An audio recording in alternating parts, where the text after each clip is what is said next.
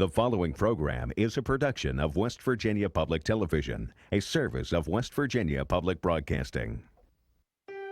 Ashes to Glory is made possible by generous grants from the following institutions and individuals.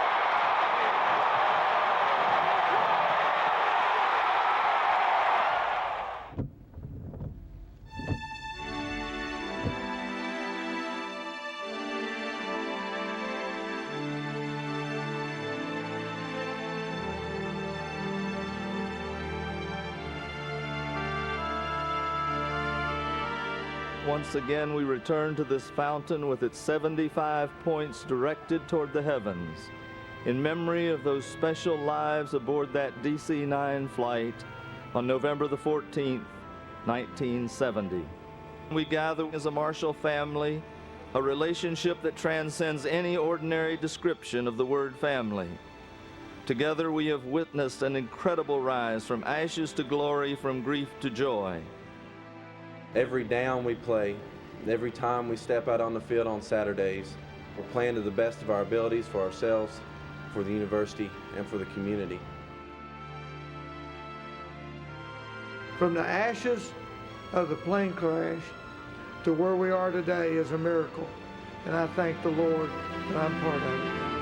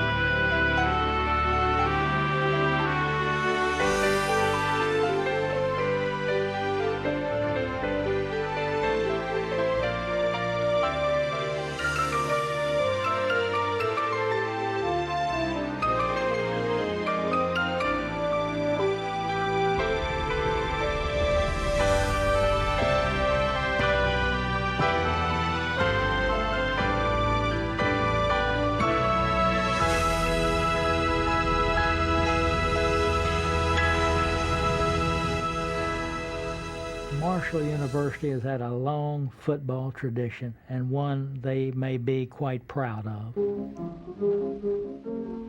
The first recorded football game at Marshall College occurred in 1895. It was November 14th, a date that would have far different meaning 75 years later. Often underdogs, early Marshall teams developed unusual strategies, such as the tower pass, in which a tackle hoisted a receiver on his shoulders. The tower pass was outlawed in 1916. Marshall persevered, and Fairfield Stadium opened in 1928, beginning a new era for the Thundering Herd. The little school from West Virginia won the Buckeye Conference Championship in 1937 with an undefeated season.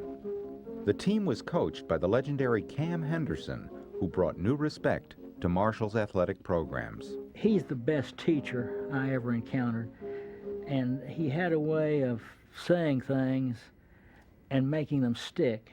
And during his tenure, I would have called that, up until he left, the golden years of Marshall football. Fight, fight, fight for the green and white. Fight, fight, fight with all your might. Hold 'em, hold 'em, hold 'em, and we will celebrate tonight. And hang out and take a couple L. Here for you, you know damn well. The eyes of Marshall are upon you. Fight for the green and white.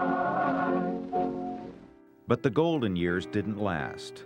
By the late 1960s, Marshall football faced an uphill battle for funding in its own state.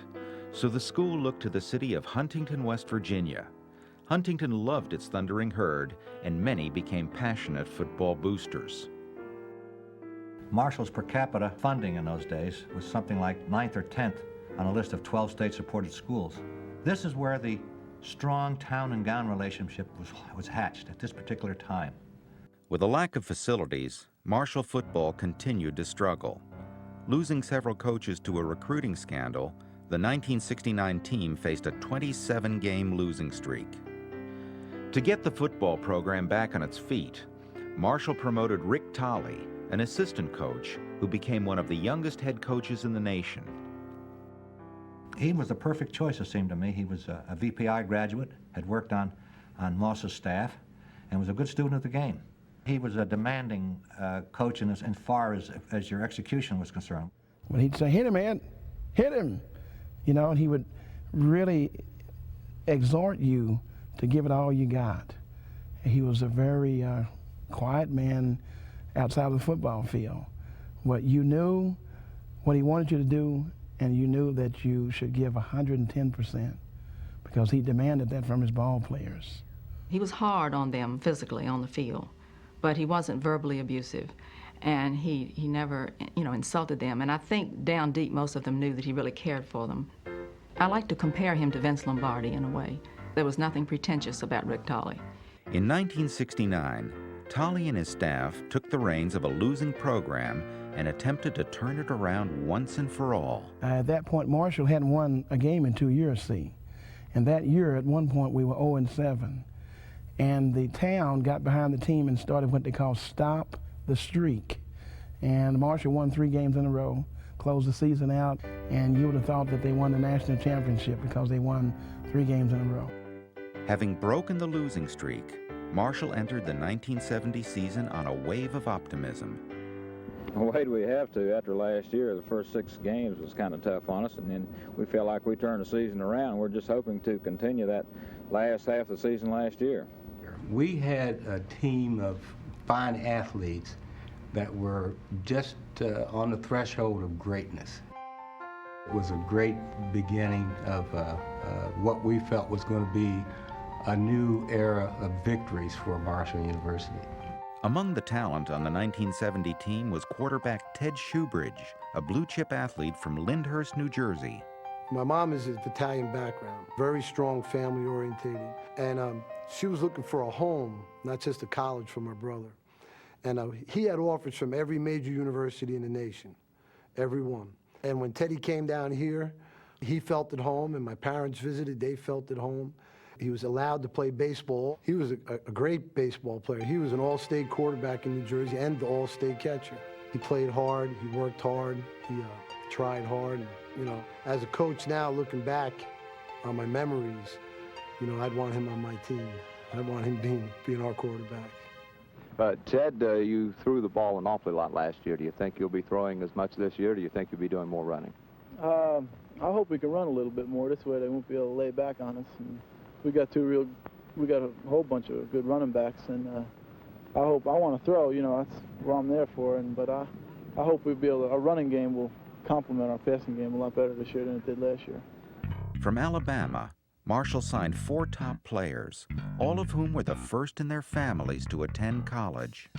Larry Sanders, a talented cornerback, came first.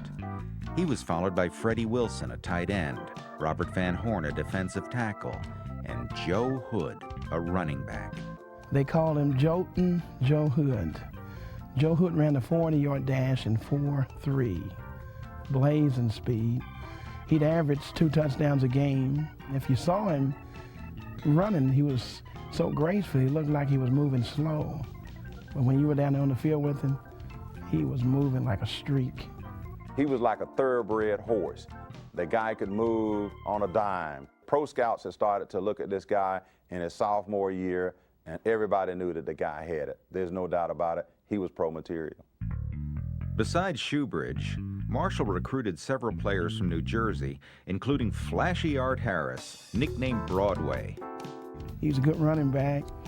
He'd run about a 4.5 or 4.40. He fancied himself a ladies' man. It wasn't strange for him to walk up to him and say, "Hey, Eddie, am I looking good?" And say, "Art, you look fine." "I know it, man. I'm good looking." Also from New Jersey was Marcelo Latterman, a kicker who was born in Argentina. I saw that gentleman practice at Fairfield and kick 60, 63-yarders consistently. He was one of the first players to do soccer-style kicking. He was a happy-go-lucky guy. Liked to have a lot of fun. He was very special and important to our team, kicking field goals. We really relied on him. One of the team's most versatile players was Kevin Gilmore of Harrison, New Jersey. Yeah, this year everybody's up. Everybody's ready for that first game against Moorhead, and we're all going to be out to win that one. Kevin, you've been working at tight end. How about the receivers for Marshall? Oh, the receivers, they're real good, doing a real good job. We have Jack Rapazzi and Dennis Blevin. They're 2 of the finest receivers I've seen in college ball. Marshall recruited Rapazzi from Cincinnati, Ohio, along with Mark Andrews, an offensive guard, and Bobby Harris, a quarterback who would rival Shoebridge for the starting job. On defense, Dave Griffith was named captain for his aggressive playing style. And Dave Griffin's goal was to play one game without a helmet on. I mean, he was a madman. And we played Miami of Ohio, and he said, "We're mobile, hostile, and agile." In the defensive secondary was Felix Jordan, known for his uncanny ability to make interceptions. We always call him X-Ray because he found a way to get to the ball. He was a free safety. He could work the corners, and he used to work in between Larry Saunders and myself, and we always depended on X-Ray to know what was going on the field. It's important for the backfield to work closely together defensively. Yes, it is. Very, very sure. See, there's Larry and myself, we work hard together, and then we have Felix, he's very close to us, and I figure we can make it with him. There was a lot of optimism in 1970. We thought that this might be the year that we kind of turned things over. But what a lot of people didn't realize was we were very, very short of players. That he had some talent out there. Depth, of course, was going to be a question. It always is in football, no matter if we have 2 platoons or whatever. But it was definitely a question there. When you got down to that second level, there were some good ball players there, but there weren't enough of them. To add to the optimism in 1970, Fairfield Stadium had been renovated. Improvements included new seats, new dressing rooms, and brand new AstroTurf.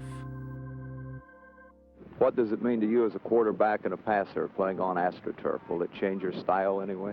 Not really. It just, we don't have them ditches out there in Old Fairfield anymore.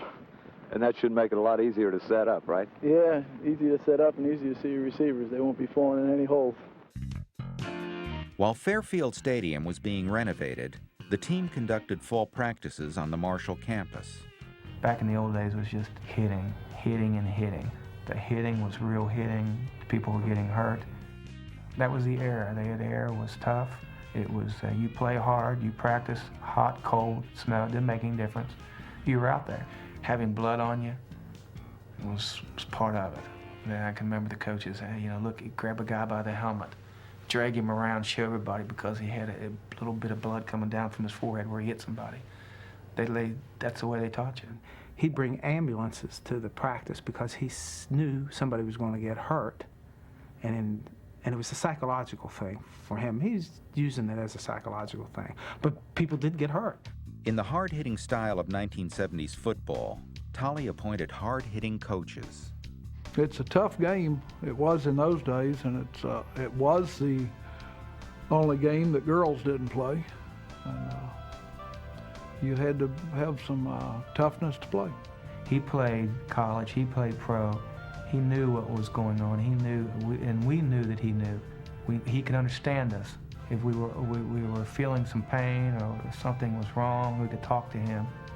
But he was a very stern coach. He was still under that mentality, you know, hey, hit, beat up. You know, the harder you hit, the better I like you. And if you were a hard hitter and you were a hard player, he took care of you. Frank Laurier was one of the toughest men that I knew. He was head of defensive backs. One of the things I remember most about him was the fact that he would absolutely go out and with no pads on, he would absolutely take me or any of the other guys head on. Coach Deke Brackett, we call him Zeke. He was the old man, I remember, of wisdom. You remember this guy to the day as him saying, all right, guys, here's how we do it. And he was just so eloquent in what he had to say to you. Then we had other coaches. I remember Shorty Moss. Shorty Moss worked with the receivers. Coach Corelli was more soft. He would be one of the guys that I could go to and say, Coach, we really need a little bit of a break. What do we need to do today? Could you talk on the inside for us? So he was sort of one of my inside coaches that I worked with to sort of make deals with. The team's trainer was Jim Shorer, who followed the prevailing theories of the period. This was the Bear Bryant era of college coaching, and back in those days, you know, if you drank water during practice, you were a sissy. They had a different theory on practicing and what water and salt would do to you. Water was more like a pleasure. If you got a glass of water, it was like a treat. One of the team's physicians was a young general practitioner, Dr. Ray Hagley. He was very intelligent, a real dry sense of humor, funny man. You wouldn't know it when you would first meet him, but he was very kind, very generous.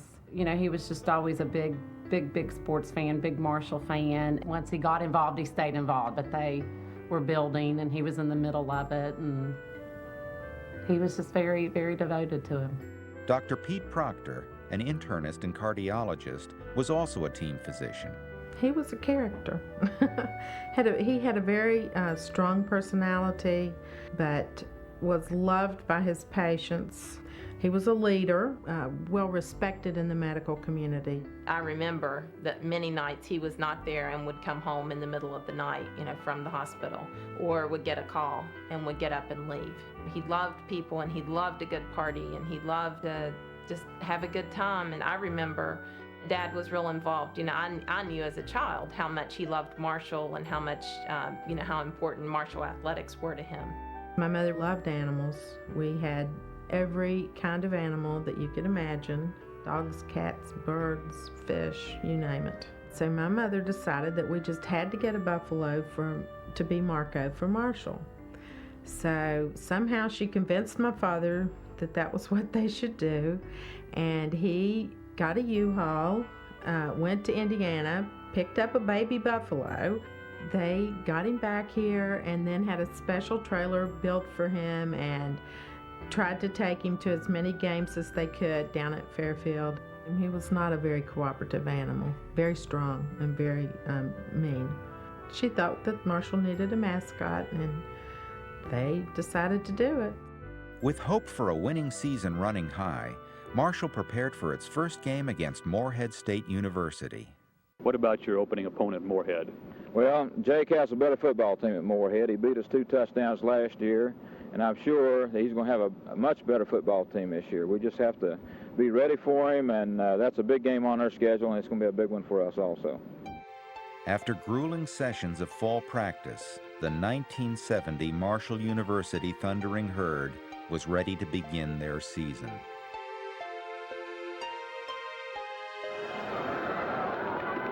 A gala day in the history of Marshall University in Huntington, West Virginia, as they play their first game of the Thundering Herd on newly installed AstroTurf, installed in its entirety just no more than 7 days ago. Last year, as you know, they broke a 27-game winless streak with a homecoming victory over Bowling Green and went on to win 2 more out of their next 3 to turn in a highly respectable 3-7 season. This year, it is hoped they can get off on the right foot against the Morehead State University Eagles, and we sincerely hope that we can bring you those glad tidings and results this afternoon. Calling the game on radio was the voice of the Herd and Marshall's sports information director, Gene Morehouse. A native of Newark, New Jersey, it was only his 3rd year with the Herd. He had been offered a job with the New Orleans Saints, but turned it down to do the Herd games on radio. You know, that's one great thing about radio, because he kind of create the scene for you, and unlike television where you can watch it. And so, boy, you hang on every word because he's telling you what's going on. The 40 gets a high end-over-end kick away, not too much for distance. Bounces on the 19, picked up at the 17. A fumble on the play, and Marshall is on the football at the 13-yard line. At times, Marshall's offensive line struggled, leaving Shoebridge to fend for himself. My mom had a cowbell, and she used to ring the cowbell at all our games at home. It was a big cowbell, and it was like anytime something good happened, she was out there ringing it.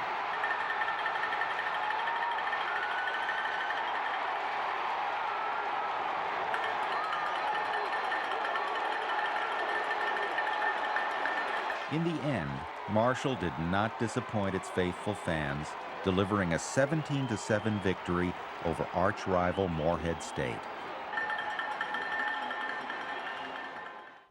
To build a winning football team takes a long time, and it might take a couple of years. I think in a couple of years we would have been back on top. I have no doubt of that, because I think it was moving in the right direction. Everybody had this sense of and expectations of really excelling, really starting a winning tradition, and things were going pretty well at first. But the optimism would fade as Mid-American Conference play began.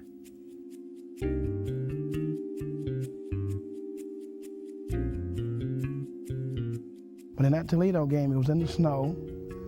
Everything they did went right, everything we did went wrong. Lots of our guys, when we left that town, were in splints, bandaged up, looked like they'd been in a war. Including receiver Jack Rapassi, who broke his collarbone and was scheduled to be out for the season.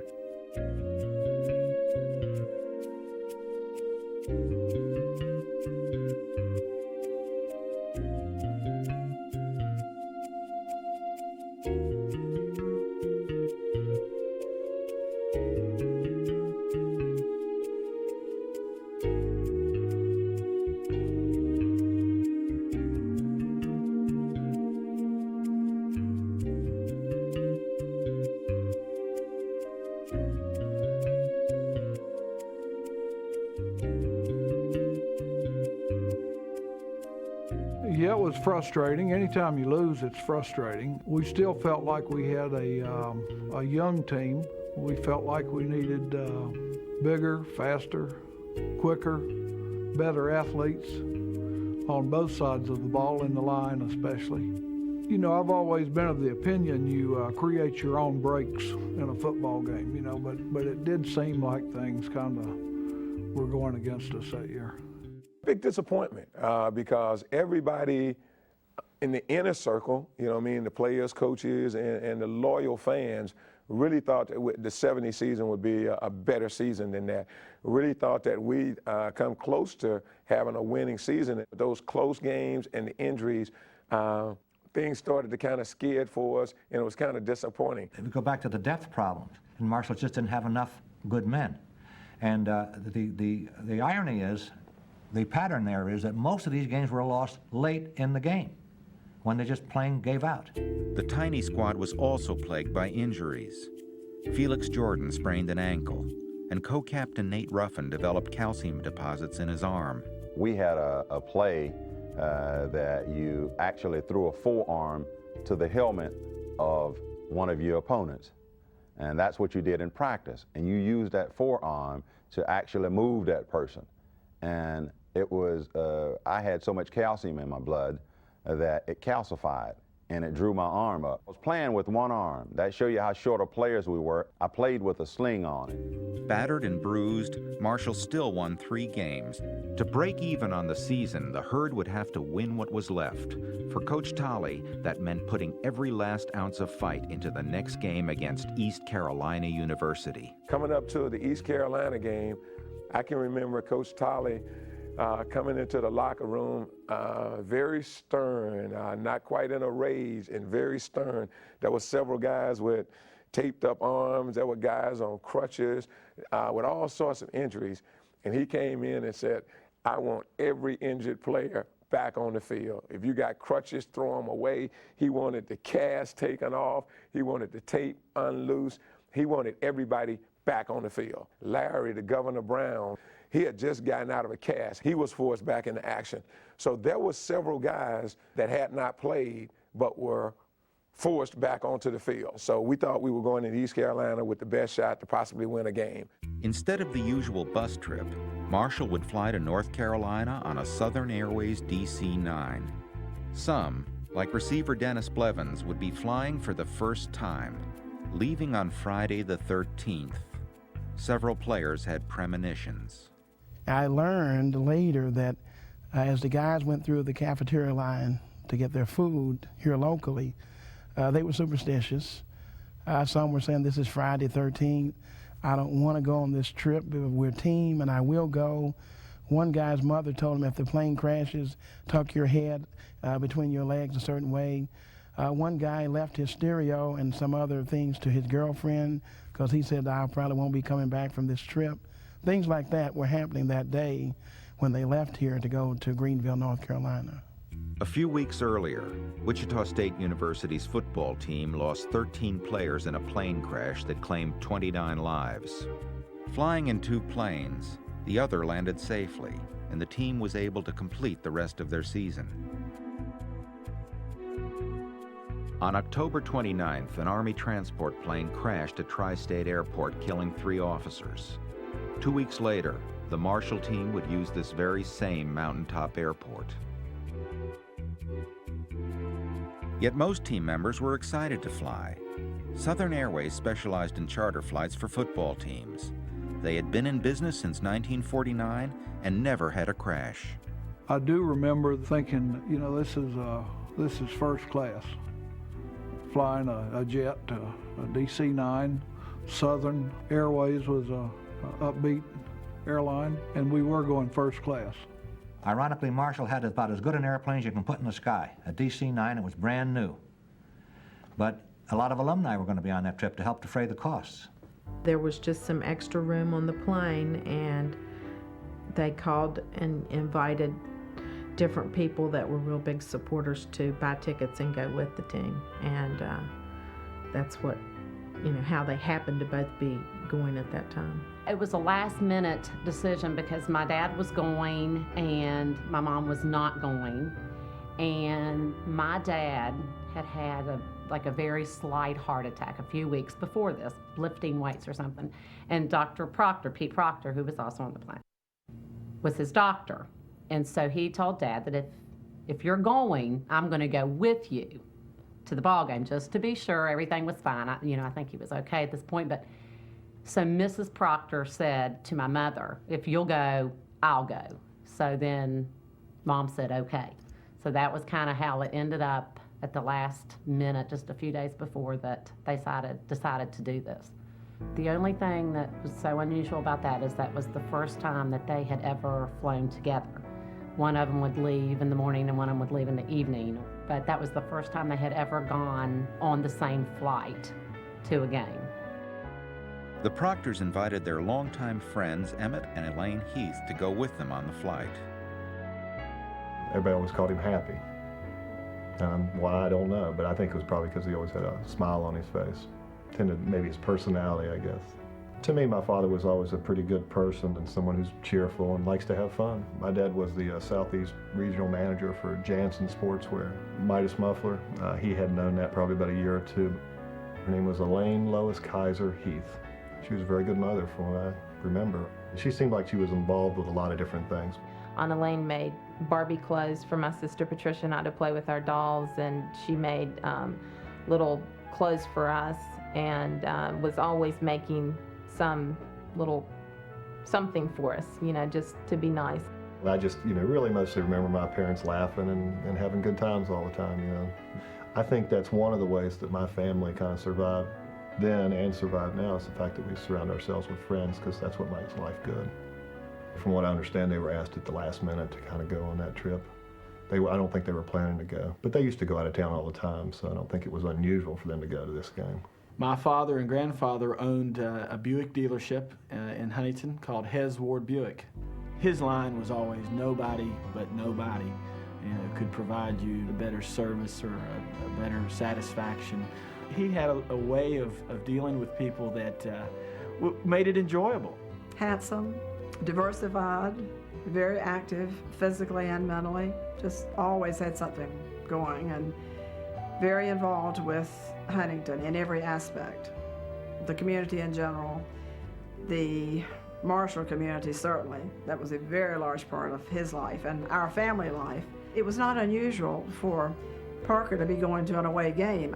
Everything had gone reasonably well with the birth of our fourth child. I had been home 2 or 3 days from the hospital. I can remember Parker running in the house and getting the few little things that you need for every night, and being thrilled over the fact that Mike Prestera had gotten back in town, because Mike was a dear friend of ours. Businessman Michael Prestera had just been elected to the West Virginia House of Delegates.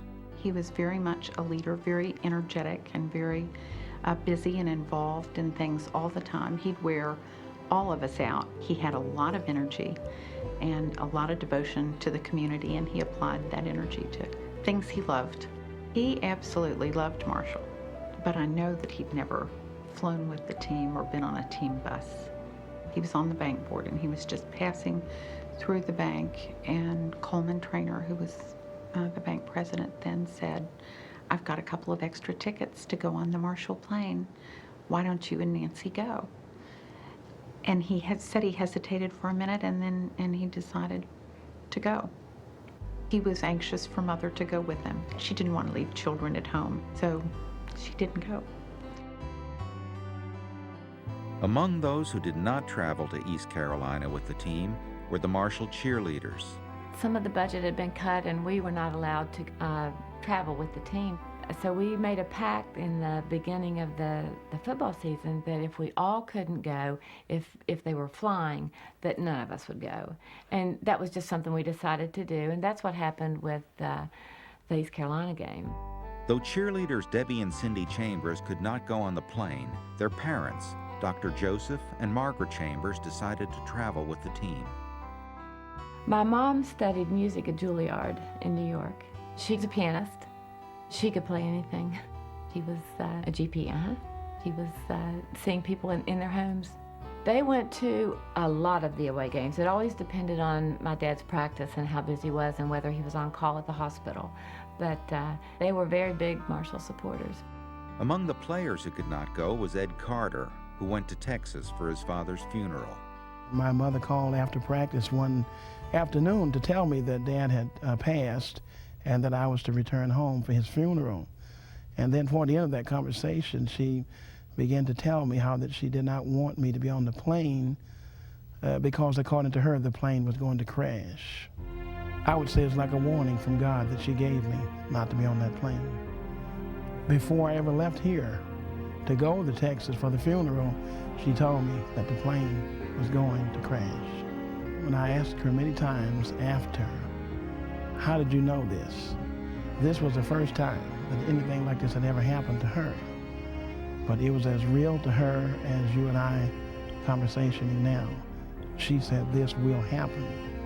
After receiving their tickets, the team, coaches, and fans headed to Tri-State Airport on the afternoon of Friday, November 13th. I can remember my dad walking out of the house, and I can see him pulling away. I remember when Mom and Dad left, and of course I didn't want them to leave. I never wanted them to leave, and so I cried and, you know, was not happy, and, you know, they assured me they'd be back the next night. I wanted to be with them and had planned to be. We had a German Shepherd that we both adored. She had a tumor on her toe, and Dr. Proctor had looked at her, and he was concerned, and Rick and I decided that I should take her to the veterinarian and stay there. And he said to me, I think one of the last things he said to me when he was getting ready to leave was, "Don't worry about it. We're taking a jet, so we'll be back in just a short time." At 6:30 p.m., the team boarded a bus to take them to Tri-State Airport for the flight to North Carolina. Defensive back Richard Taglang missed the bus. I was there. I was out there the day they left to get on the bus. I was there at the bus. And just, we were all talking to each other, Mark and I, Jack and Bobby. And they were getting on the bus. They had their packs with them, and they were going to the airport. And we were excited for them. They were excited to play. Felix Jordan, who had an ankle injury, was pulled off the traveling squad at the last minute. He was injured real bad. And then they wouldn't let him on. They made him get off. And, you know, I'm standing there watching him, and they got sort of an argument about it.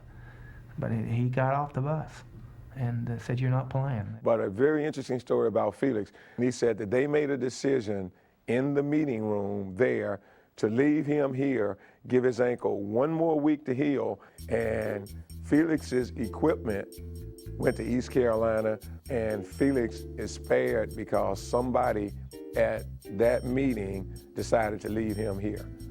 Landing safely at Kinston, North Carolina, the team stayed the night in Greenville and prepared for a 2 o'clock game on Saturday. From Greenville, North Carolina, this is Gene Morehouse for the Marshall Thundering Herd as the Herd tries to set the record at 4-5 with a win here against the Pirates this afternoon. We're ready to go. East Carolina opens off, elects to receive. Marshall in their all-white uniforms with green helmets. At the end of the 15, up the middle to the 20 to the 24-yard line. George Whitley, as Larry Sanders was in on the stop. What was supposed to be a high-powered aerial game turned into a rugged ground game in the first half. In place of Shoebridge, Tolley started the versatile Bobby Harris, who quarterbacked the running attack. Both teams sticking pretty much to the ground. So the Herd, looking like a Woody Hayes Ohio State machine now, 3 yards in a cloud of dust. They're moving it on the ground. But Marshall was unable to score until Stuart Cottrell, the replacement for Felix Jordan, intercepted a pass and returned it 81 yards for his first college touchdown. At halftime, the score was tied 7-7. Joining Gene Morehouse in the press box was Charlie Couts, Marshall's athletic director. And I know our Big Green supporters are enjoying themselves too. I know they are. They're doing a wonderful job. They're doing a real fine job of cheering down there. Dr. Ray Higley led them in cheers there a couple of times. For the benefit of the folks back home, we should be in Huntington at the Tri-State Airport about 8 o'clock.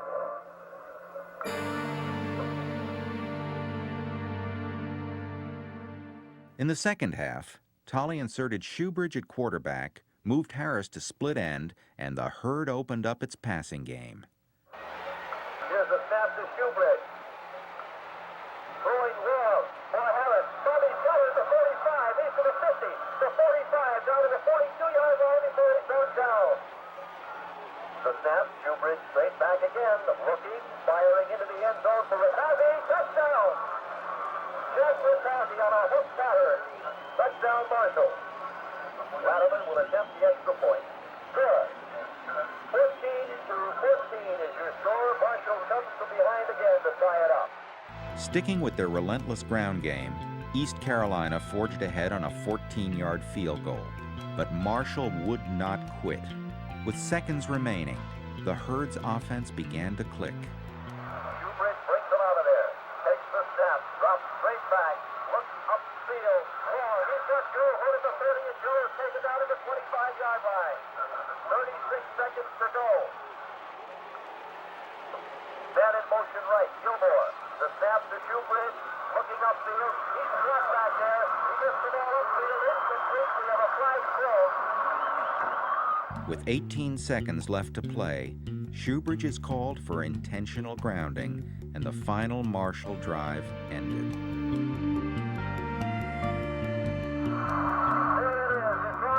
The Pirates of East Carolina win over the Marshall Thundering Herd 17-14. As the clouds begin to darken here over Ficklen Field in Greensville, North Carolina. We should be arriving back into Huntington at about 8 o'clock this evening.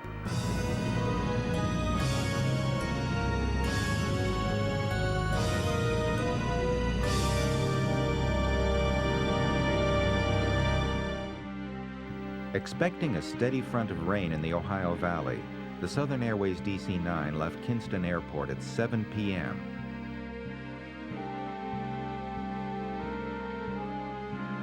Dinner was served by flight attendants Patricia Vaught and Charlene Pote, while Captain Frank Abbott, who had never landed at Tri-State, co-captain Jerry Smith, and charter coordinator Danny Dees were in charge of the flight. Southern 932, the Huntington weather, visibility 5, light rain, fog, smoke. Right on the minimums. It was a dreary, rainy day. And you could hear wind and rain. Misty rain and dark, cloudy. Nasty, November-ish kind of weather. Leaves are falling and it's wet and it's damp and it's terrible. It was not a good night at all. We're in a rain shower, all right. Yeah, I know it. We sure are. The temp is dropping. Yeah, all that rain is mixed in with fog. Well, I took my dinner hour because everything was routine. So I was in the sorority house with my roommate. We were making jumpsuits. It was just a normal evening, whatever, and they would be home. When she dropped me off at the house, she had something to do, but she knew Mom and Dad were supposed to be home within an hour. I heard a plane come down the river, the Ohio River, which was the approach. Southern 932 is clear to land. This autopilot ain't responding just right. Sluggish. Yeah, might catch up. I remember we were watching TV. I had a date to go to the movies. That night I was having dinner with friends at a dinner party. See something? No, not yet. It's beginning to lighten up a little bit on the ground here. Our town had a dance in the Knights of Columbus, pretty much right down the street from where I live. Gail Parker and I got in the university wagon and started driving back towards Ferrum. I happened to be on a scouting assignment at Penn State University. I wasn't waiting for a phone call because I just knew he'd be back. Bugging 5 or 200 above. Bet it'll be a missed approach. We were watching TV as well. Newlywed Game, I believe. 400.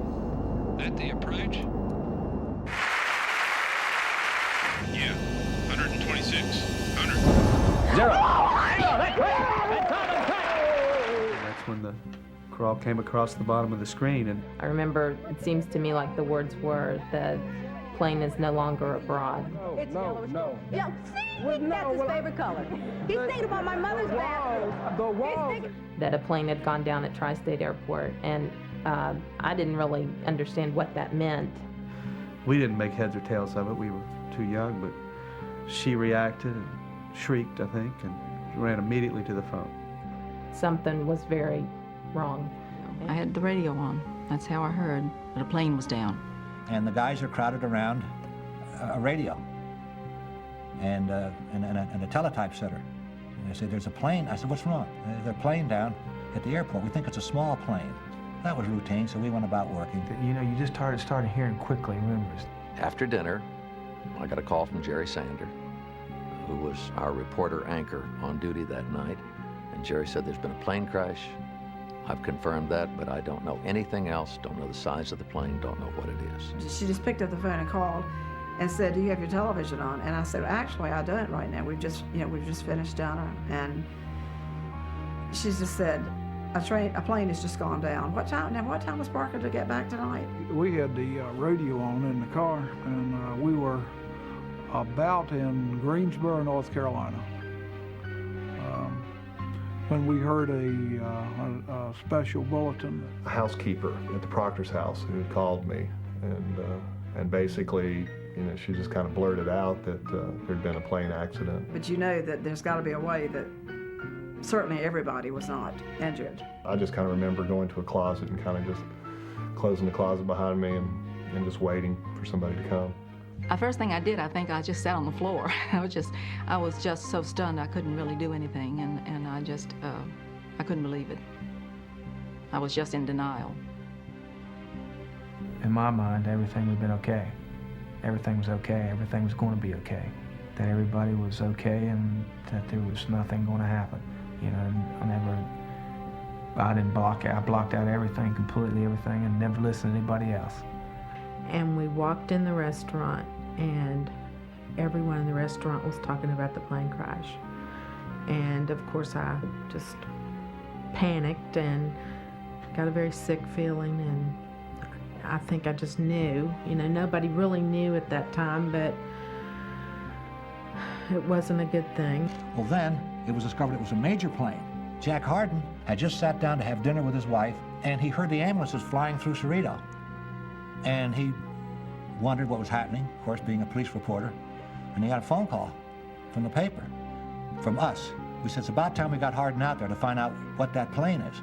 At our house, we kept waiting for someone to call us and tell us, you know, is it true, is it not true? Nobody really had any answers. Nobody knew. They was all speculating at that time. The eastern flight's not in, neither was the southern flight. It's got to be one of the two.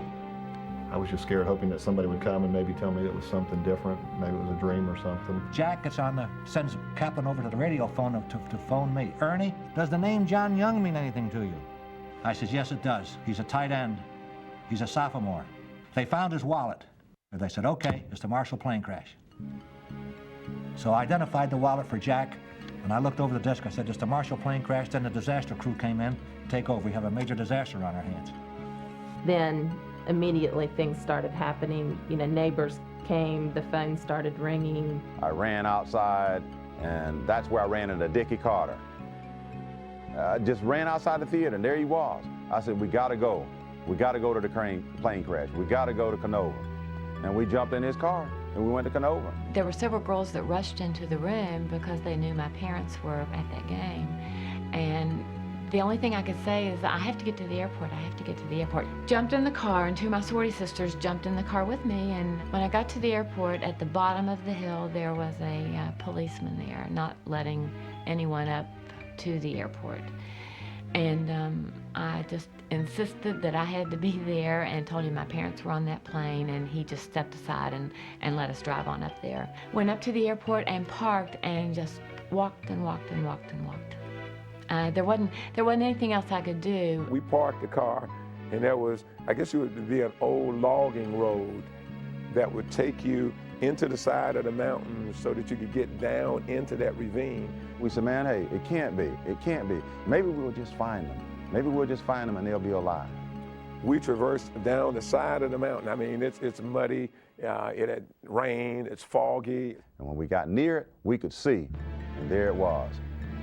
The biggest fire I've ever seen in my life. You could feel the heat up to the highway. That's how the fuel was burning. There was lots of people around that had gotten to the fire and were standing around. And, you know, we're all in tears and trying to console each other. You're shaking from the cold. You're shaking from the shock of it all.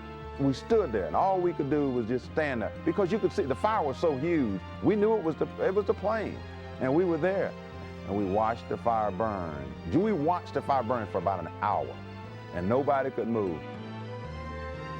At that point, the firemen stopped all of us and said, the best thing that you can do for anybody right now is to go back to the campus and try to console some of your classmates and some of your friends there. I just remember we flew back. We got back so fast, and we went right to Gullickson Hall. By now, there were students, there was everybody was crying. Back on campus, there were people like walking around in total confusion, trying to find out what had happened. We brought mattresses to Gullickson, went over there. There was a lot of people around there. You're talking and you're talking, you're trying to find out. And we thought injured people were going to be coming in for some reason. I don't know. It was just hysterical, you know. Nobody knew what to do. Calls were coming in from all over the nation of folks wanting to know about my child. Girlfriends that, you knew dated certain people. And they were just bawling just fell apart. I saw other people that had their best friends, and I had not seen parents yet. My mother called in and she wanted to know, was her son alive? And they passed a call in to me, and I took that call and I said, Mom, I said, I'm okay, but the plane crash has occurred and I don't think there's any survivors, and I got to do some work. It's like within no time at all, there were people coming through the front door and, you know, just kind of total chaos is what I remember. It was absolute bedlam in the house. I just remember thinking, this is, you know, this is wild, this is crazy. So everybody starts to come in, and again, it's a blur, it's a cloud, it's almost surreal. I went over and sat by my mother, and she told me that the plane had crashed, and she was hysterical. I went upstairs to my sister's bedroom. Kim and Jim, you know, took the three of us, the little ones, and we all just, you know, were kind of there together, and they were crying and we were crying. Well, I told them that they weren't, Mother and Dad were not going to come home.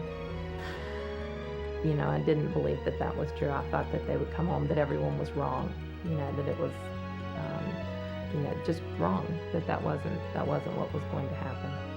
One of the wire services had picked up the team roster and sent it out. And people were using the team roster as the names of those who had died. And of course, there were a number of folks on that roster who had not made the trip. We don't know who's on the plane. We can only surmise who's on the plane.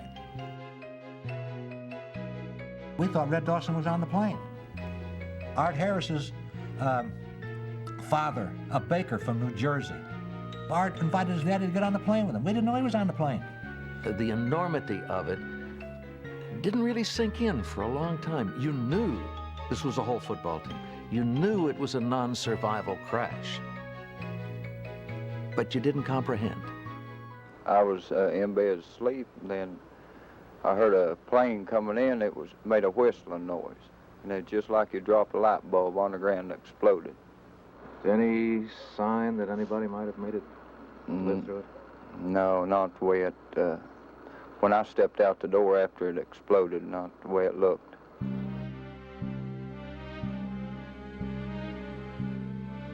In a very short period, my minister appeared. He took both my hands and he said, you have to look at me and listen to this. He said, there are no survivors.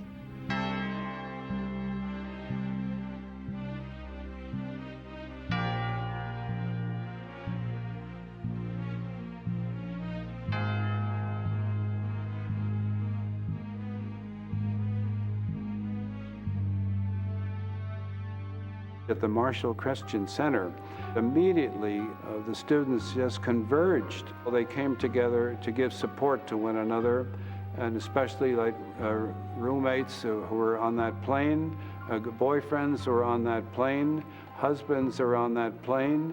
They knew everybody on that plane, and they came together to pray, but above all, to give support to one another was something they could not comprehend or could not handle. All the barriers were down. No race seemed to exist. No male or female seemed to exist. It was just all one heart crying for what had happened. It was as though the whole world had blown up in my face. You know, everybody, all my best friends and my husband in one fell swoop.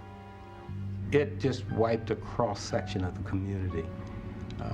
Not only did we have the football team on the plane, but we had key administrators from the university, members of the Big Green Club, Boosters Club. It was just devastating. It wasn't just me. I mean, the friends and neighbors who were in our house had lost not just Parker, but they had lost lists and lists of friends. It was so widespread in the neighborhood. It affected just everybody. And to have pulled out as many doctors and businessmen and legislators and mothers as we did leaves a mark, a very deep gash in the community, and it did here.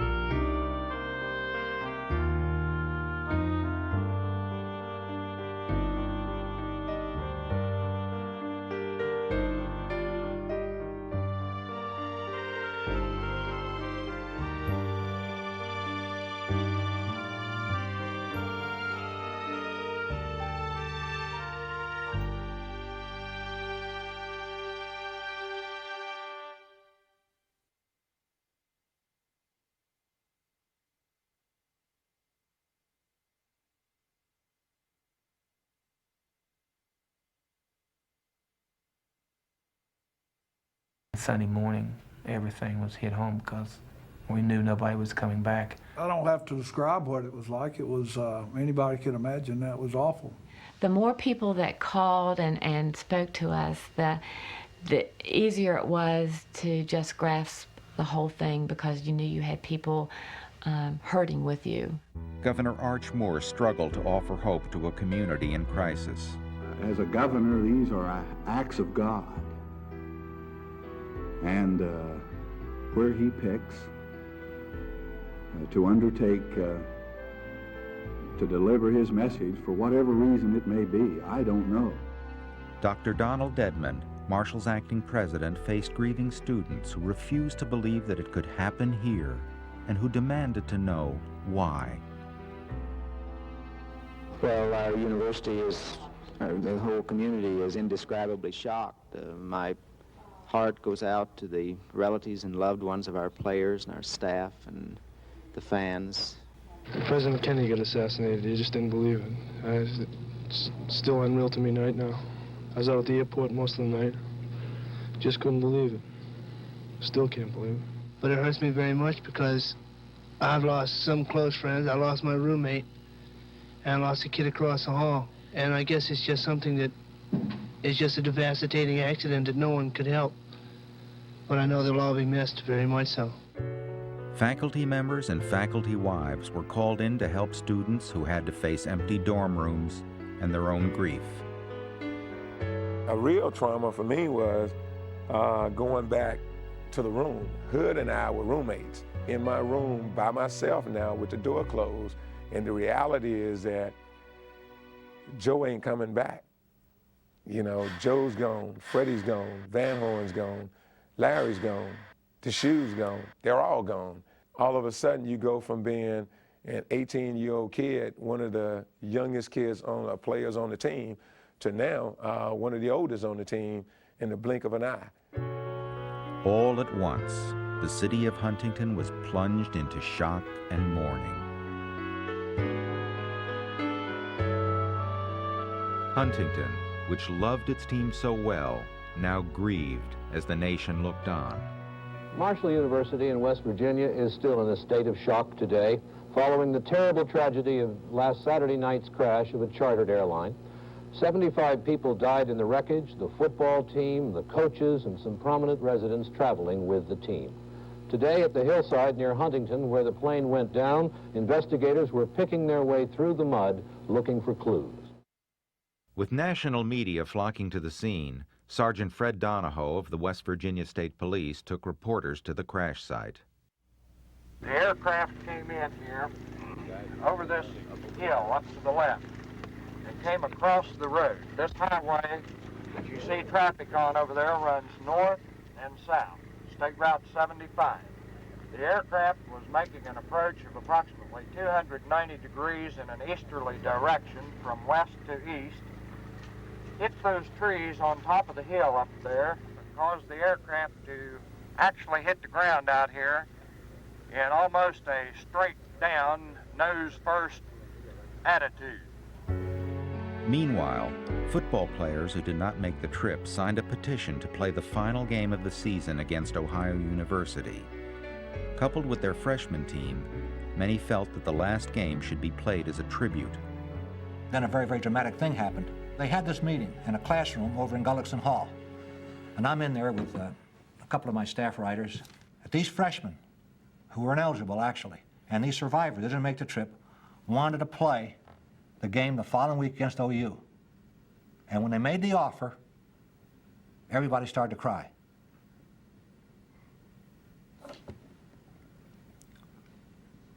We thought we owed these boys something, you know. These guys were our teammates. We were going to carry on to the last game to finish that season. They deserved that. That's what we felt. It would have been another devastating defeat for those young men. As courageous as they were, it would have been totally impossible to concentrate on football. That would have taken away from a situation that was going on that was bigger than playing Ohio University. On Sunday evening, Marshall arranged a memorial service at the field house where the school played basketball games.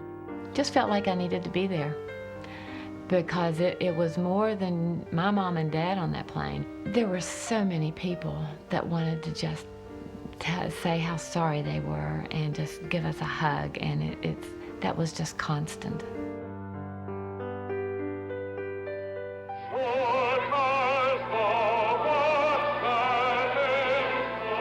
There were 7,000 people at the Marshall Fieldhouse last night for the memorial service.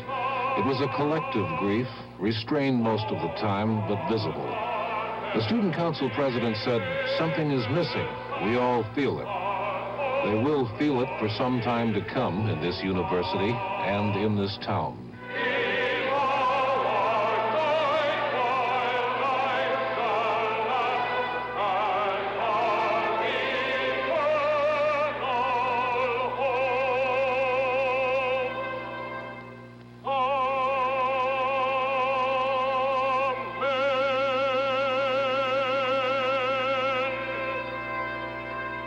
It was a somber mood, like a funeral shout over the entire area.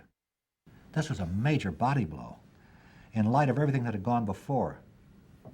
You know, all the trouble, all the problems, trying to put this thing together, trying to make this school mean something to the state, to realize what they had here. It was just very, very, very sad. It was on everybody's mind. Then the aftermath, the starkness of what had happened began to materialize. Driven by John Hagan, the equipment manager, the team's gear returned by truck. Hagan later said that he did not fly with the team because the road trip began on Friday the 13th.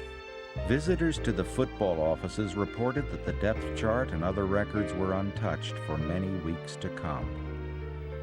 Marshall University will commence regular activities at 8 o'clock Wednesday morning.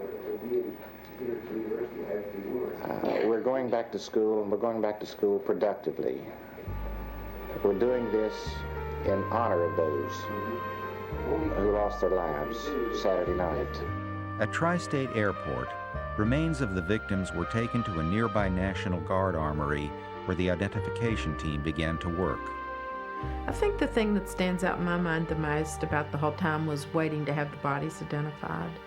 They called me to ask if I could give them any help in identifying, like if I might know what they would have on, or jewelry, or anything that I could help them with. Usually when something like this happens, you have a night of horror, but this was a week of horror because so many people couldn't be identified, and Rick was one of them, and you know, I just went through unbelievable agony with people coming and showing me rings to be identified and all these charred things, and it just seemed to never stop. I thought it never would.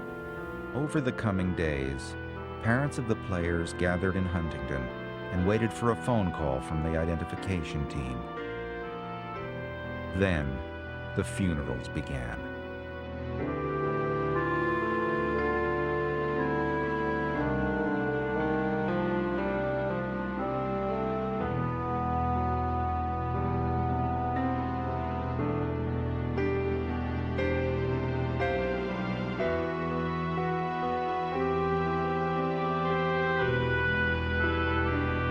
My wife and I went to 13 funerals in 3 days. That's what sticks in my mind. I don't remember the job. I don't remember what we broadcast. I just remember funerals.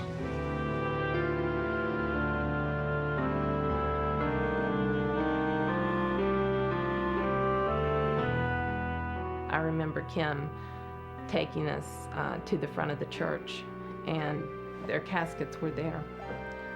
And we had gone to Aunt Lane and Uncle Happy's funeral. And for Mom and Dad's funeral, you know, she said, "This is Mother's casket and this is Daddy's casket."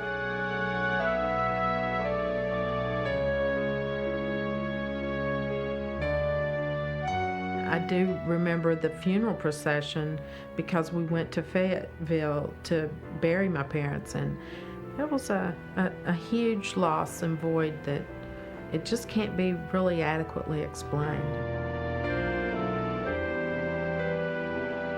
I remember we went to funerals all over the United States. I remember going to Texas. I remember going to Florida. I remember going to Alabama where we buried 4 people from Tuscaloosa, Alabama. We went all over. It was like I felt like a soldier dispatched from the service who has to now go and take the flag when somebody has been deceased. And I felt like it was my job as one of the former teammates to take the burden of what the parents were going through and bring them the flag and say, your son was a great guy. The messages of condolences have come in from around the world since Saturday night to Marshall University since the plane crash. They have come from Egypt, from Cairo, and they've of course come from many, many other people. But today they received a group of letters from the 3rd grade class at Miller School in Huntington. Dear Marshall University, I know how sad you are. I'm very sad too. I liked all the guys. Joe Hood, number 33, was my friend. I feel terrible. They made me feel better. I heard them say at the last game, we're going to win, baby, and they won. On Saturday, November 21st, there was a memorial service at 1:30 p.m., the time Marshall's game against Ohio University was scheduled to kick off. O Lord of all of us, you know how human we all are, and thus you do understand why we must be here at this very hour. We know that there will be no game today. The game has been called off by your summons of our friends to yourself.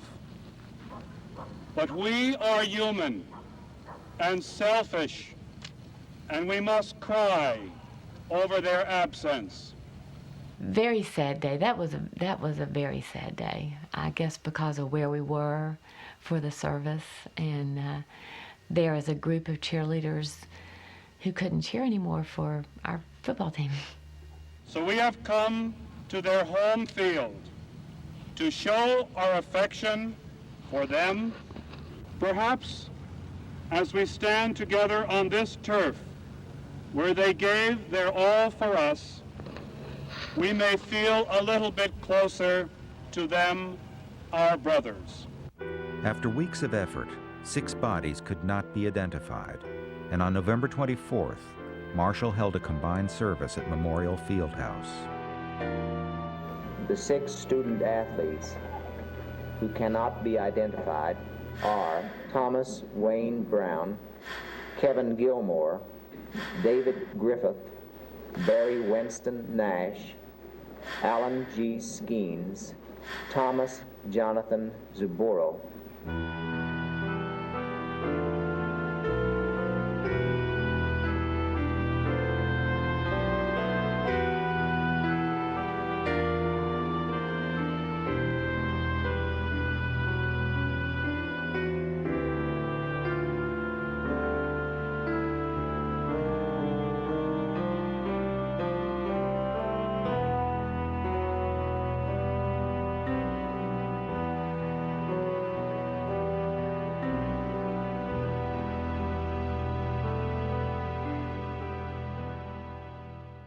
To help the survivors, Marshall established a memorial fund. The Big Ten Conference contributed from its Rose Bowl receipts. Carol Rosenblum, owner of the Baltimore Colts, gave $50,000. Wichita State University, which had planned a telethon for the victims of their own air tragedy, offered to share the proceeds with Marshall. The benefit was telecast nationally and featured Bill Cosby, Monty Hall, George Gobel, Kate Smith, and other celebrities. Having gathered evidence at the crash site, the National Transportation Safety Board opened hearings at the Hotel Frederick in downtown Huntington. Much testimony involved the lack of an adequate instrument landing system at Tri-State Airport. Like others in 1970, Tri-State operated without a glide slope. Further debate centered on the need for a new regional airport. After discussing the possibility of pilot error, testimony focused on the plane's barometric altimeters. The NTSB concluded that altimetry system error was one probable cause of the accident. We still do not know what caused that crash. The NTSB came close to saying it was pilot error, but they didn't quite say that. Despite pages of evidence and days of testimony, the board's findings were inconclusive. Meanwhile, tragedy continued to haunt the survivors. Wives had become widows, children had become orphans, and families split apart. My mother's sister and her husband spoke up almost immediately and said that they wanted the kids to come and live with them. But my brother went to Florida to live with my dad's brother. And then I moved in the sorority house. So in a way, we were split up, you know, that we just had to be. I remember helping to gather up toys and things, and it was incredibly difficult. The hardest part for me was distributing our animals to different people. Got rid of the guinea pigs, got rid of the tanks of fish. Having Marco go to Camden Park, that was the worst. To know that, you know, that was our buffalo that Dad was so happy about and proud of, that was awful. My mother's sister and her husband, my aunt and uncle, were left in their will as our guardians if anything would ever happen, and they lived in Lewisburg. They bought a new house, a big house, and we moved up to Lewisburg with them. I remember not wanting to leave. As we got older, we wanted to move back. You know, we were wanting to come back to Huntington. At the Heath house, 19-year-old Jeff, the oldest son, was determined to keep their family together. All of a sudden, you've got to take that responsibility to be in charge of somebody, you know, when you're 19, who's 11, and you know, the whole world's watching as far as, you know, Huntington. They were all wanting to make sure that Jeff could do it, and he gave up a lot for me. But, you know, the people in the community, you know, they were all friends of my parents, watched after me, didn't let me get in trouble, cashed checks for me, were there when I needed them. We did have to grow up rather quickly. We were now in charge of a lot of things that we never had to take care of before, but again, we had the support of so many people. Many grandparents, such as Hez Ward, had to become parents again. He was ready for retirement, and probably the saddest memories are, you know, dealing with, you know, thinking about my mother, you know, thinking about raising 4 kids at that point that were between 10 days and 12 years old. I still marvel at how she did it with 6 kids and working a job as a nurse and trying to raise everybody. And I don't know that she ever really fully recovered from it, and she absolutely adored him. And, you know, I guess some people, you only get one shot at that in your lifetime, and that was hers. And it just, when she decided to leave Huntington, it was just to try to leave everything behind and move on. While Marshall was still in shock, some people suggested that the school should give up football. It'll be months and even years before this tragedy is forgotten. Nobody dares to say what will be. Their football program, I'm certain, is wiped out for years.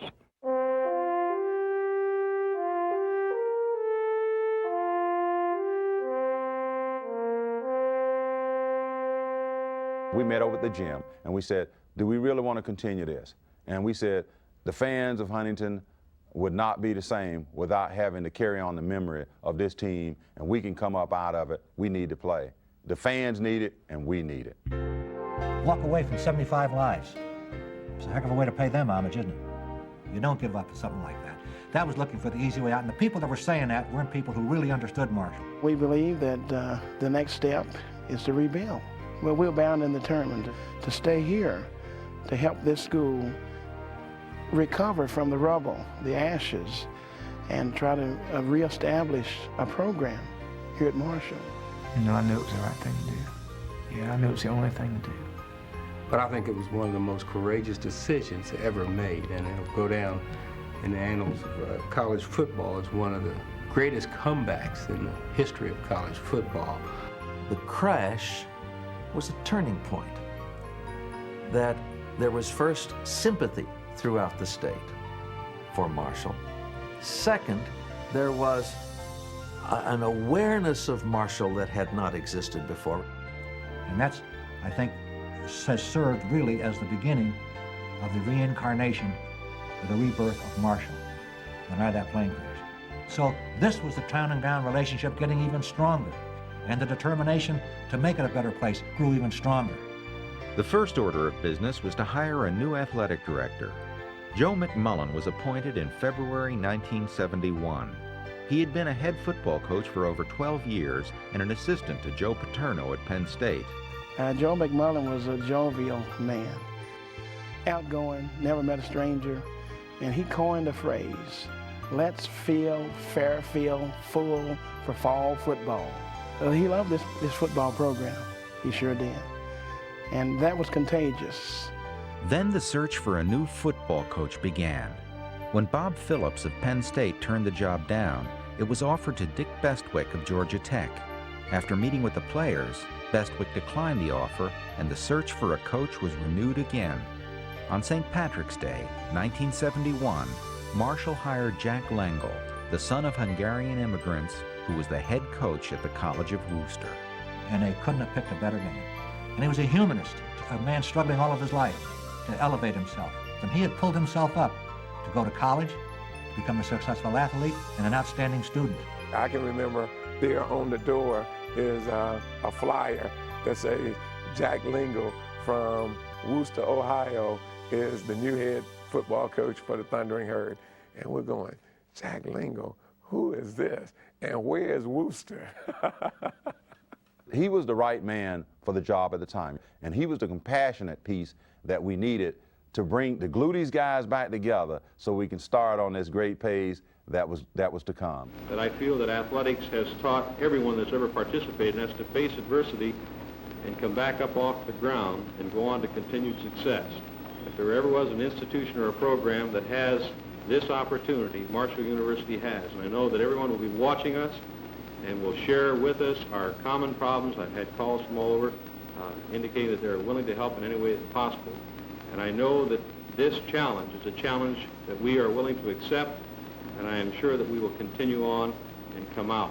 Well, the one thing that I realize that the people that will be involved with this program at this particular time may not share in the victories.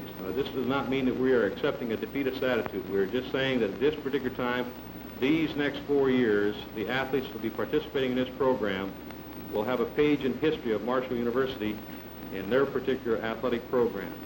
But their victories will be reflected in the years to come. And how well we do in the next 4 to 5 years will be how well Marshall University will continue to do in the years to come. With spring practice scheduled to begin, Lengyel hustled to interview returning players and to hire a new coaching staff. Keeping Red Dawson, Mickey Jackson, and Carl Coker, Lengyel hired Bill Urbanek as a graduate assistant and Andy Namath, both of whom had played at Ohio State. John Riley was named defensive coordinator, and Jim McNally was the offensive coordinator. Spring practice began on April 13th at Fairfield Stadium with 43 players on the roster, and the young Thundering Herd took the field for the first time. In spring practice, the squad shows more spirit than skill. Marshall has permission to use incoming freshmen next season, and some of them will be starters. Anybody who wanted to come in and try out for that team just had to come in and try out. They were literally starting, not figuratively, literally starting from scratch at every position. But I never saw more spirited workouts. I mean, these kids were up to their necks involved in this thing. They had friends who went down in that plane. There's a very rare Marshall student or athlete who didn't know somebody on that plane who was an athlete, didn't have some personal connection there. And so they all had their little missions in life. They were doing so many things and so many in the names of so many of these people. Of course, you never know because they didn't come out and announce it, but that's the truth. I just thought, taken up with the fact that we're on the field. And it wasn't just AstroTurf without players, but it was a field with players who are taking the place of, in most cases, of people who had died in that same adventure that they were on now. When we started in 1971, we ended up with guys on the team. There were guys who were freshmen. There were walk-on. We would take anybody. Matter of fact, we put it in the gymnasium and asked anybody would like to play, please come on out. And Jack was really looking for people. We had a former basketball player, Dave Smith. He became a starting linebacker. We had basketball players trying to teach him how to play football.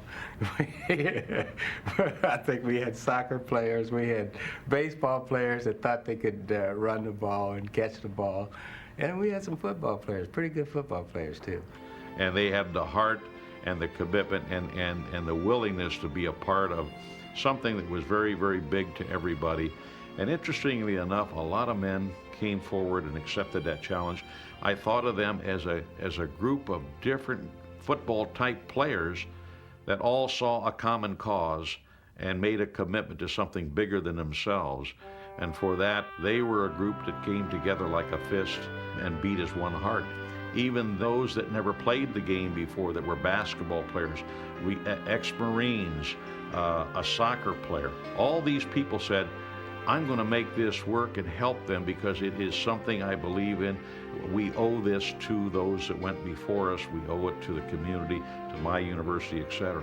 To me, that was probably one of the greatest things that came out of this, was all their commitments that came together and were called the Young Thundering Herd. In 4 weeks of spring practice, the coaching staff had to implement an entirely new offense and defense. Well, he left early in the morning, and our children might not even see him in the morning. He would leave that early.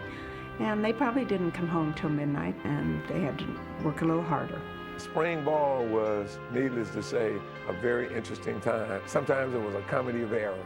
He wanted to run the veer option, and he wanted to do some things, and probably thought because of the lack of talent that we had, that might have been the best thing for us.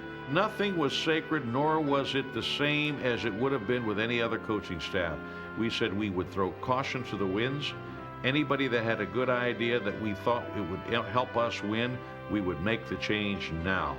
And that's the way we operated. I had to run some drills myself. I didn't have enough people to go around, and I had to do a lot of demonstrating as well. And we just had to bring their skill level up to maximum potential as quickly as possible. We did a lot of teaching, and we did a lot of coaching, but more teaching than coaching in those first years because of the level of experience of the people that we had. We got to get this separation. You get the 45. No, this way. This way. This way, so that we get separation. Come on out of here, Mark.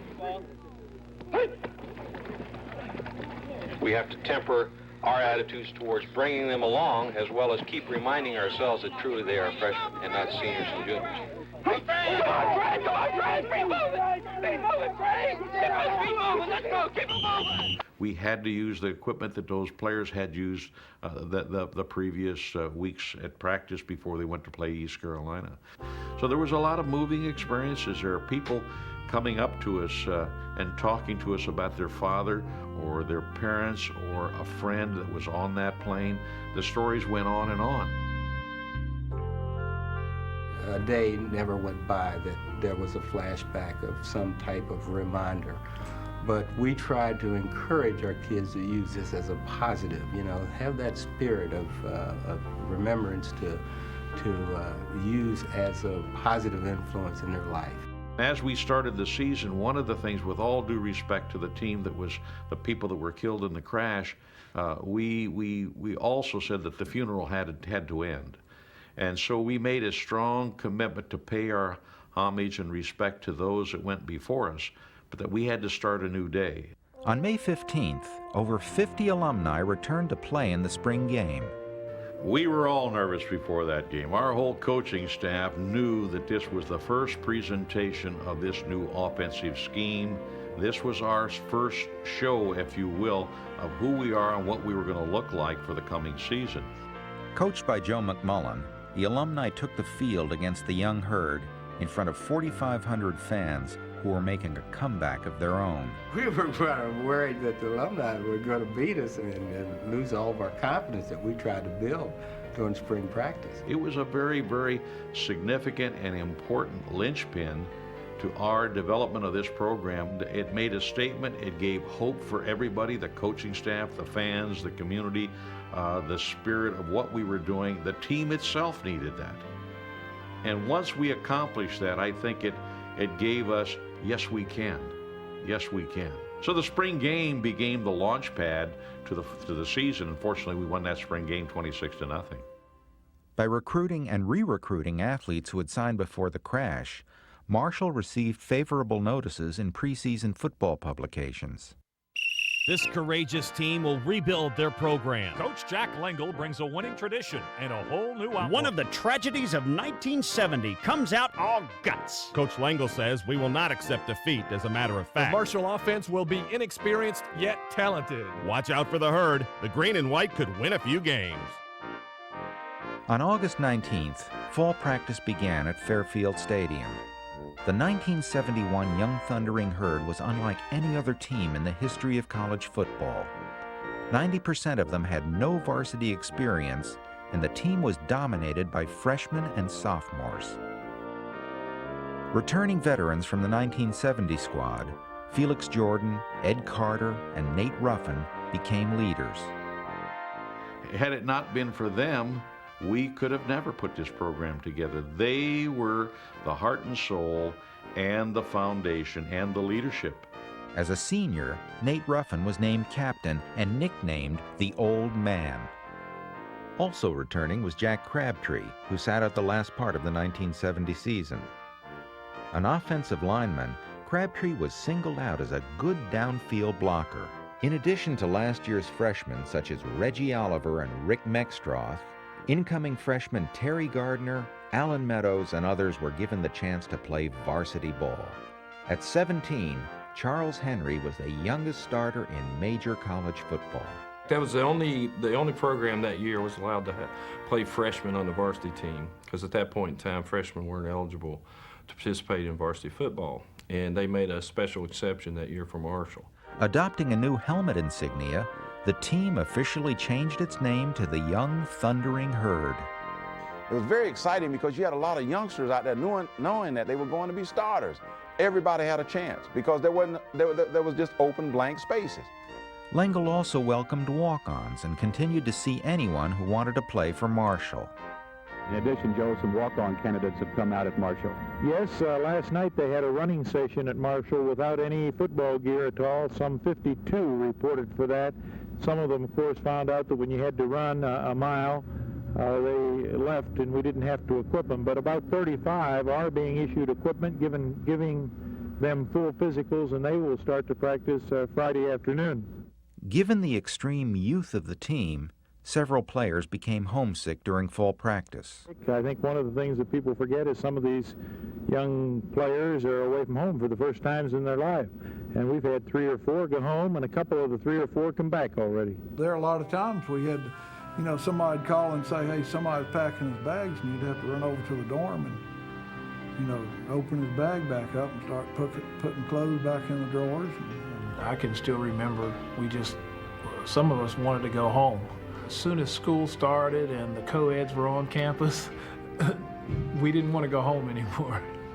So we had to constantly remind ourselves about the circumstances and that we cannot expect these to be seniors. Coach Lengyel could make it sound simple.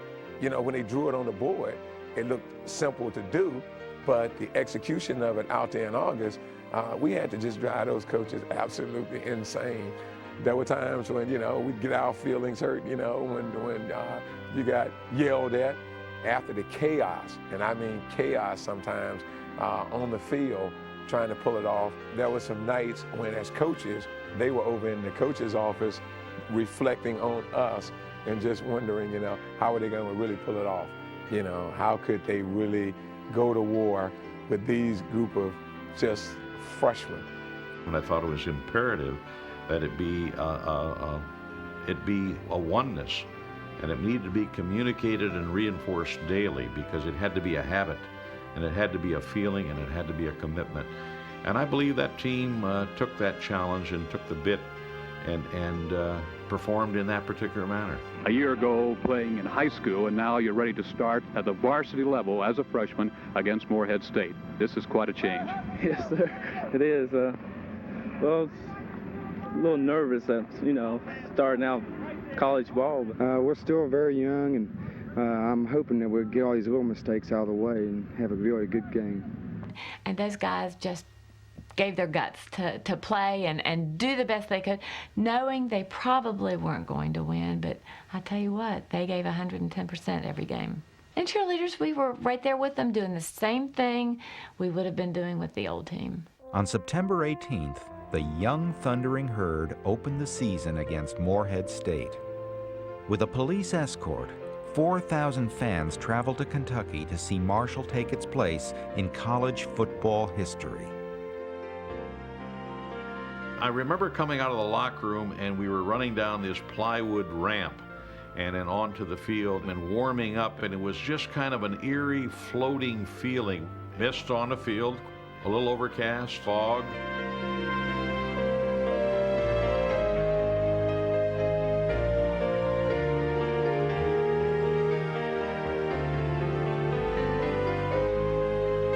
We looked around and we were doing our exercises and we looked good, and we looked down to the other end of the field and they had twice as many players and they were bigger than us, but it was football.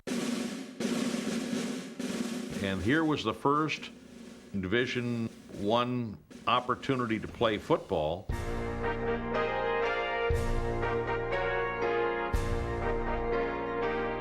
We'd worked our tails off in the spring and in the fall, but I think there was an awful lot of doubt in our mind. Hey, can we do this? Or how are they going to play? We had no idea how they were going to work because we couldn't have too much contact in practice because we didn't have any players. And we couldn't afford to lose anybody. So we didn't know how they were going to react. They were scared. They were scared. They were afraid. Uncertain as to what was going to happen. You had your usual pregame jitters, but on top of that, you had all the emotions of fielding the football team for the first time since their tragedy. We were practicing against each other, and sometimes they looked good, sometimes they looked bad. We just didn't know how we were going to perform, against strangers. We had no idea what we were going to do. At the opening kickoff, Marshall took the field to receive. I'm standing back there with Terry Gardner, and the referee blows the whistle. Next thing I know, look up, here comes the ball. Terry Gardner and I turned to each other. We looked at each other, and the ball fell in between us. In the first 2 quarters, Marshall failed to muster an offense, and Morehead led 16-0 at the half. In the third quarter, the young Herd drove to the Morehead 10-yard line where Reggie Oliver passed to Tom Smith, who tumbled into the end zone for the young Herd's first touchdown after the plane crash. The 6 points meant was like we won the game. It wasn't that we lost. It was that we scored 6 points. We scored against the team, and that's all that counted. That was again the start of something at Marshall University. Football was back. We scored our first touchdown. We can play. In the end, Morehead prevailed, but the young Herd left the game with a strange sense of victory. For the team that we had put together that was with tape and bandages and just glue, just making a team out of nothing, we left the ball game feeling like we were the winner. Here's a football team of, out of 22 starters, 20 of them are freshmen and sophomores, and over half of that are freshmen. And for them to sustain the drives and consistency against an upper-class team for 3 quarters, I think is very good, and their attitude is tremendous. We don't like losing. The team doesn't like losing, but I don't think that you can fault their attitude and their desire to excel. Still, the true test would come next week in the home opener against Xavier of Ohio. A team makes its greatest improvement between the first and the second game. I don't know of any other team in the history of college football that made more improvement between the first game and the second game as that 1971 football team. Jack puts in the Parthenon. The Thundering Herd needs a kicker. Anybody that can kick field goals or can kick, period, show up at Fairfield Stadium. There's like assembled, a dozen, 15 different guys. After practice, Lengyel calls them down. Hey, you guys, come on down here. So they come down on the field and he tells them to get loosened up. We're going to have a kicking trial. There was this one guy that had these soccer shoes on. He had on some soccer shorts and this long stringy hair. The coaching staff and who are you? Do you belong here? And that type of thing. And I said, well, I'm supposed to have a tryout. And I knew I could kick, being a soccer player, but I did not know I could kick a football. I just never had any exposure to the sport of football ever. And for my teammates and the staff there, they just found that hard to understand and hard to believe. And I said, honestly, I'd never even been to football games. So, okay, I put it down and then boom, you know, right through the uprights. I'm going like, oh, okay. And then coach goes, kick another one. Hold it, put it on the tee, boom, you know, another one through the uprights. Okay, move it over to the hash. We move it over to the hash and boom, right through the uprights, you know. Okay, move it back a little bit. Boom, right through the uprights. So this guy, you know, I'm looking at him like, this guy's pretty good, you know. Sure enough, he could kick the football. He had not competed in a football game, which there's a lot of difference when you put those pads on and people come running at you and kicking like kick a soccer ball. We felt we could teach him that, and we could block and protect him. He also had some long, unnecessary hair. And he says, Blake, he says, you get a haircut and shave, you got a position. Blake cut his hair, shows up for practice the next day, and we had ourselves a kicker. Meanwhile, players and fans alike began to dream an impossible dream. Xavier looks like a very strong football team. They're bigger than Moorhead, if that's possible.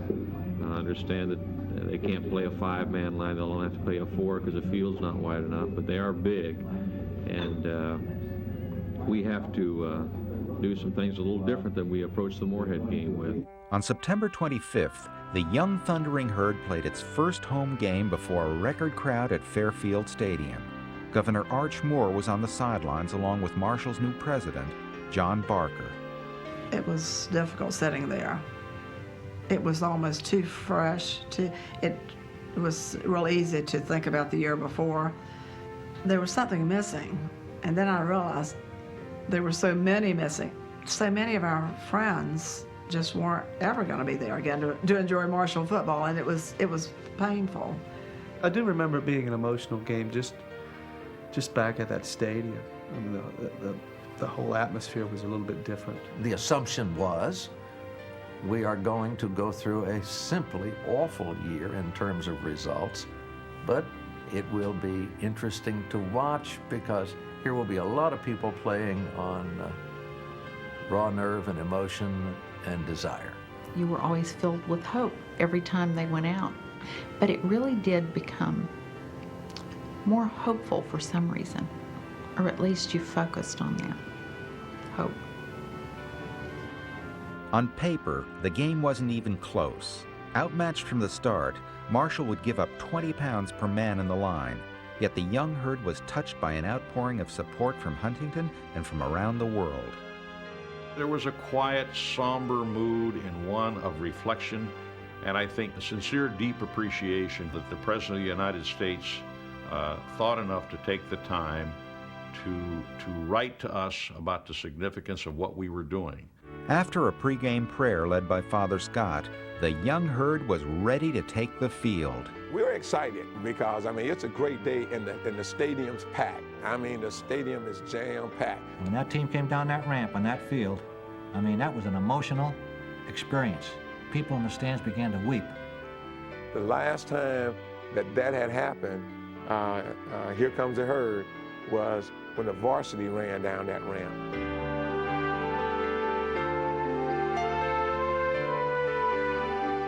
I think we all realized there were some people watching us, pulling for us from a different vantage point. You know, they had good seats. You know, they had to fight the crowd getting in. They were pulling for us. Because they had laid some groundwork, didn't get to finish. They saw where we had picked up the ball, we're running with it, and I'm sure a Ted or nobody would have been happier than they would. Then once we hit the field, I thought we were going to lose it because the crowd came into the game. The crowd just erupted. I mean, it was like thunder. It was like thunder in the house. It just ringing in your ears. It was like bringing the university back together. I also remember Father Scott blessing the team as they were coming across the field. That was an emotional experience. He truly understood the mission of this team as well. When they were coming on the field to start that game, a special blessing I gave to that team because I figured they needed it because they were playing Catholics. I'm sure Xavier had to know that there was something different about this than every game you generally go to play. And it was. There was something different about this game and about this day. The game began as a defensive battle with both teams stopping the offense and exchanging punts. But at the end of the first quarter, Marshall finally got its offense moving. Then this kid, Blake, gets an opportunity. We get down in field goal range. Here's a guy who never kicked, and we got an opportunity to go up. I went out on the field, and Jack gave me a push. He says, "You're up." I've got to hold it, you know, and I'm the holder. So Blake comes out, and then Blake just told me, "Get it down." Reggie looks at me and says, "You ready?" I said, "Yeah, I'm ready." And so I readjusted my steps, and they snapped it, and I kicked it through. That was electric. That was electric. For us to score and be in it, you know, and have a chance, that made us super excited. Hey, we've done something spectacular here. We're playing against a team that we're not supposed to even be close to, and here we are 3 points up. The lead held. At halftime, Marshall was ahead 3-0. He gave us a resounding halftime speech. Then he held his hand up like this. He said, "Gentlemen, you got it right there." He said, "You got it right there." He said, "If you'll go out and play for 30 minutes, he said, if you'll give your all for 30 minutes, you will have the greatest upset in college football history." Chills just went over me, and to know that we have a chance, we got a chance, we got a chance. The start of the second half was delayed because Marco, the mascot buffalo donated by the Proctors, got loose on the field and refused to be corralled.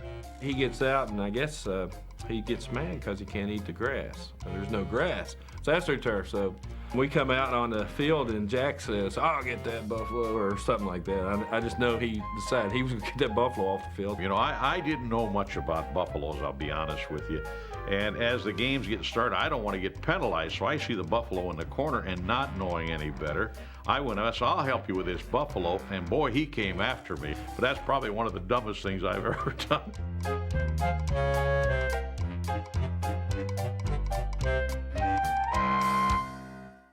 Though Xavier scored in the third quarter, Marshall came back to take the lead 9-6 with 11:58 to play. There's a possibility here, you know? We could do this. Look where we are. Look where we've been. Look how we've come to this point. This is a possibility, a real one. With 4:09 left, Xavier ran back a Marshall punt and took the lead 13-9. It burst our bubble. You know, it burst our bubble. And all of a sudden, we're on the short end.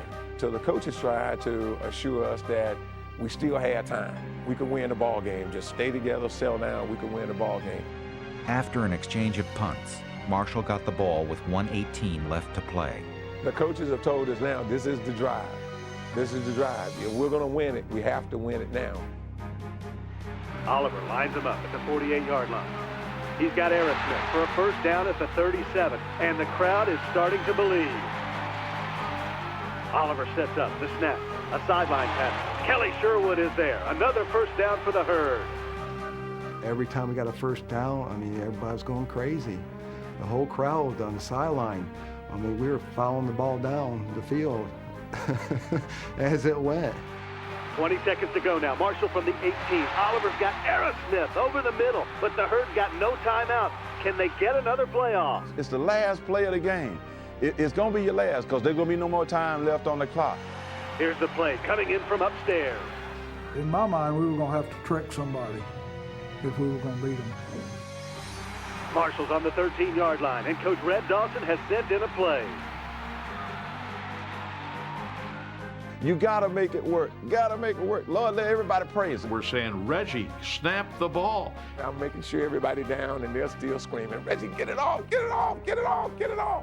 Marshall looking for a miracle. 5, 4, 3, 2, 1, and Oliver gets the playoff. Oliver fakes the dive. He's looking. He's got Gardner all alone on the left side.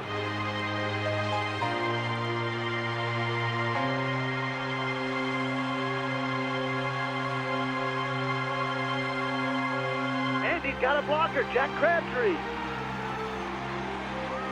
And Gardner's in. He scores. Marshall wins 15-13. There's pandemonium at Fairfield Stadium. The Herd over Xavier on the last play of the game. Players crying, helmets are flying, everybody's throwing things up in the air. It was just bedlam. The stadium just exploded. It erupted, and it was like, wow. What a wonderful thing. Look where we've been. Look what we just did. People went crazy in the stands. They poured out of the stadium. It looked like water running over a dam.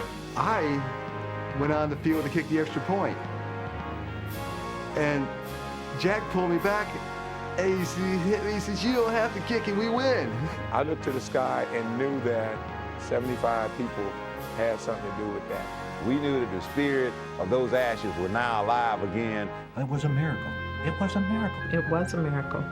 You know, I'd have to say it was a miracle. How else could you describe what happened? I think it was a little bit more than just the 11 of us.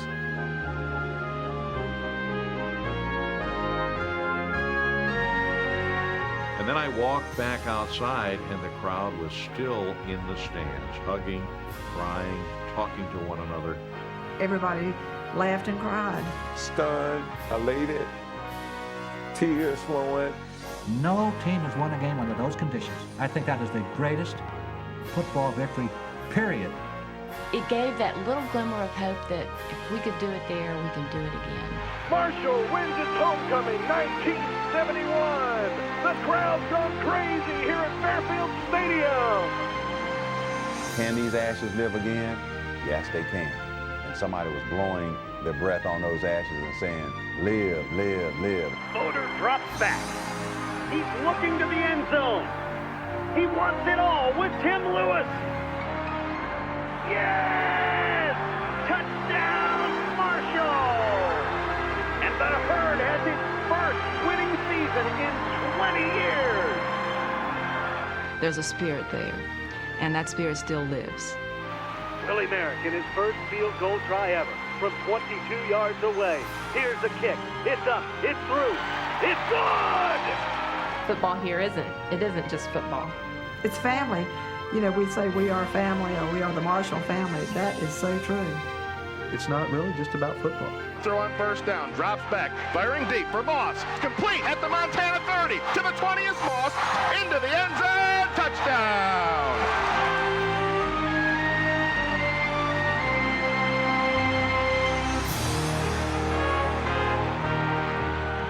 I know they're watching Marshall from up above, and I know they're right there just cheering them on as if they were right in the stands themselves today. There's no question there's something very special there.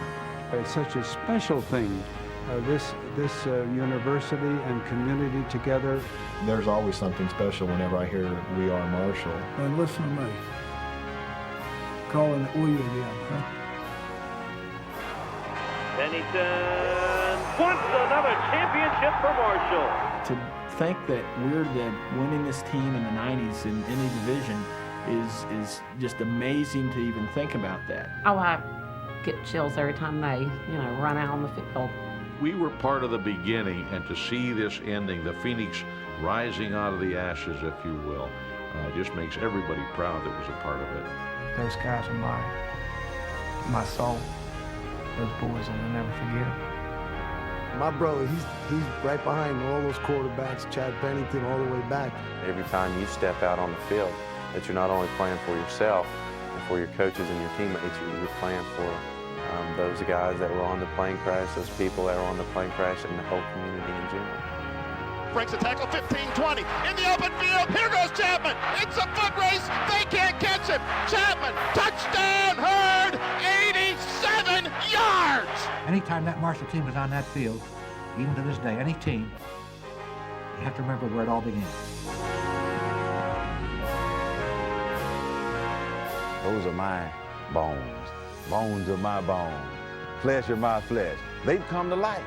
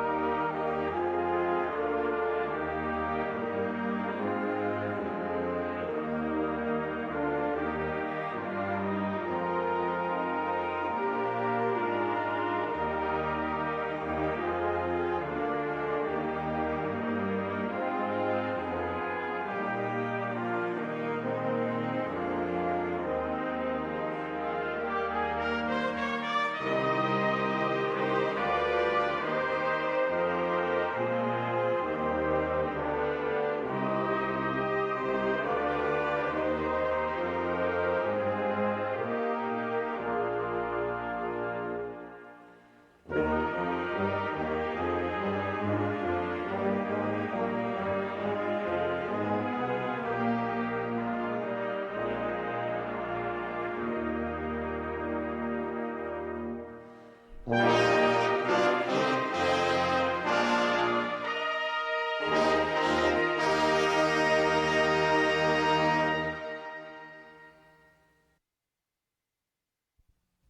to Glory is made possible by generous grants from the following institutions and individuals.